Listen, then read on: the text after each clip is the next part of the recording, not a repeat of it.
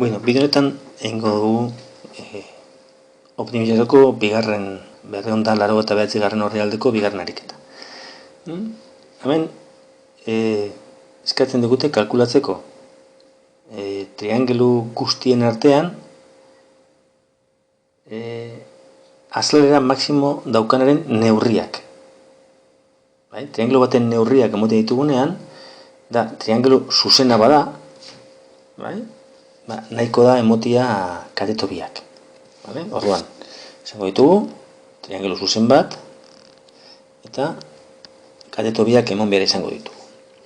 Orduan, hemen daukagu, bigarren motako, hau da, bi ez ezagunekin jokatu behar dugu.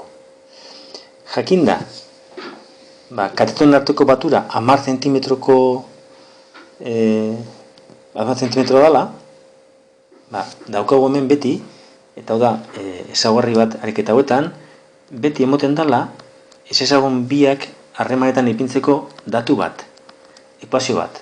Bertotik, bakanduko dugu bat, gero funtzioan, maximatu eta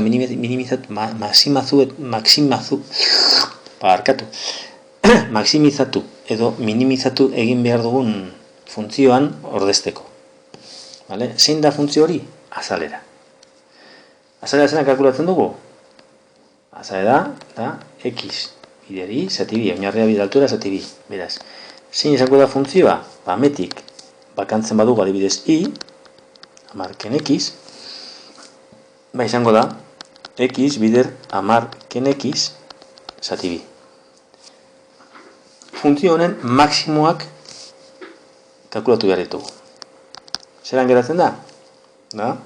Minus x berbi gehi amar x zati bi, hau da funtzioa. Deribatuko dugu. F'(x) zein da?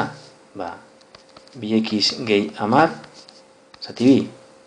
Minus bi x gehi amar zati bi, hau da. Minus x gehi bost. Noiz dan 0? Trako dugu, kasu honetan, x berdin bost emoten dau, eta orduan, f''aren sinuak aztertzerakoan, bost ipintzen dugu, eta hemen ordeztuz, bost baino txikiagoa dan bat, adibidez, bi, minus lau gehi amar 6 zati bi iru, plus, eta bost baino handiagoa, zazpi bidere minus bi minus amar lau, gehi amar minus lau, zati bi minus bi, minus. Daukagu funtzioak egiten duela gora eta bera. Beraz, x berdin bost puntuan maksimo bat dago.